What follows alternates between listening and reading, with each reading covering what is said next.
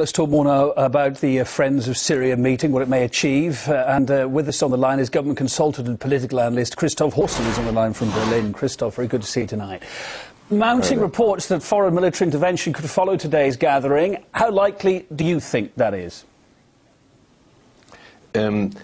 Just let me say this to take the word of your able reporter. With this kind of friendship, Syria needs no enemies. It is very clear that what happens in Syria today is breaking any law, any international charter, the Charter of the United Nations. There's gross interference.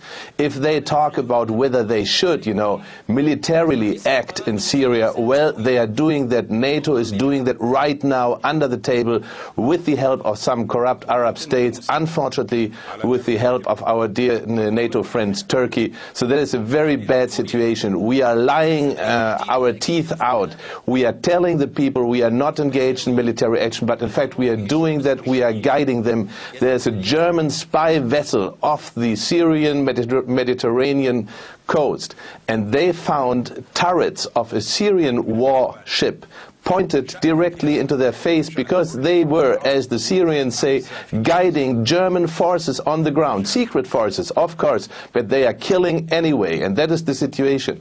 The Syrians right now, they are catching, French spies, British spies, Saudi spies, Turkish spies, and soldiers, regular soldiers, by the dozens. And that is a very bad situation right now. Let's talk about this meeting right now. I mean, the Friends of Syria openly opposes the Assad regime and supports the Syrian National Council, which is, of course, not even represented inside the country. Given all that, what outcome do you expect from the Friends of Syria meeting?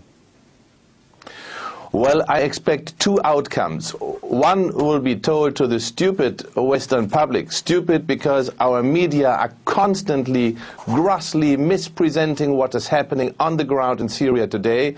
They are always, calling the shots on one side and not on the other. They say the government is killing so and so many people, but they don't say how many people are being killed by a terrorist-like opposition, an armed opposition. This has nothing to do with a credible democracy movement inside Syria. So the outcome will be one on the table. On the table there will be warnings. On the table they will be making steps ahead towards more sanctions.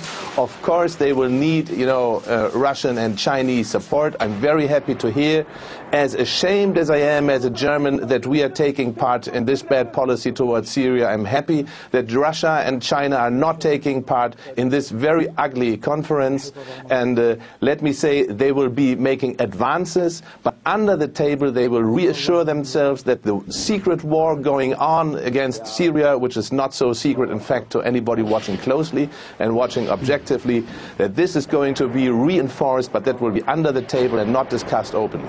We're expecting to hear tonight after this conference, Christoph, that they're going to recognise the exiled opposition as the legitimate representative of Syrians seeking peaceful democratic change. But do they really represent the feelings of the majority of Syrians?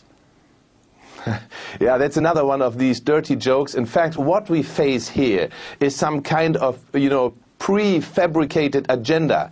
That agenda is helpful, if the West is starting an uprising in Iran.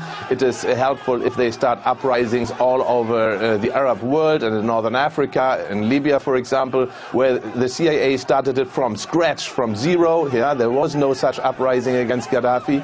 And then they, further it with international lies and Western media propaganda. And now they are trying the same agenda on Syria. But as we notice, everybody in the world who is watching closely notices that this kind of agenda simply doesn't work here. The New York Times just yesterday has made headlines saying this opposition in Syria is so badly disunited. They are so much, in trouble with each other inside this opposition that there is no real thing we can do, NATO can do politically right now. Christoph, final thought, well, we've got 30 seconds. The US has made it clear it doesn't rule out giving arms to the Syrian opposition, which of course is also backed by Al-Qaeda. Now, if this were to happen, how dangerous a scenario would that be? Well, I tell you, this is happening right now. They are lying all the time. So, and we have proved that the Syrian officials, the army, they are capturing these weapons. They are showing them to people who are interested in watching them. So this is happening. We are facing lies. We should no longer tolerate these lies and make sure that NATO right now is creating a rift between decent people in this world and the undecent policies, present policies of NATO. I am personally, I'm sorry to say, that I'm ashamed of. Well, thank you for your thoughts and thank you for taking the time to be on the programme. German government consultant and political analyst Christoph Horstel speaking to